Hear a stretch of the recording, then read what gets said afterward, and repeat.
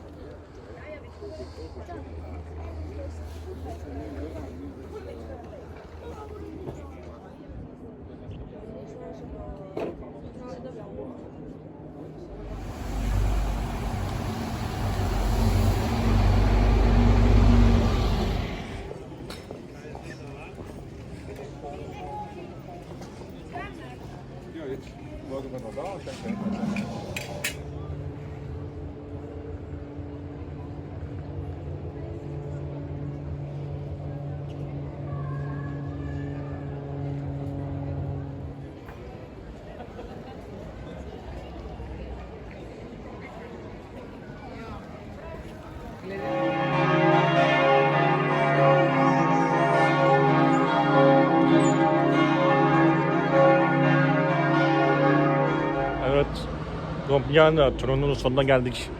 Bir günde bitirdik turu ve dönüş zamanı.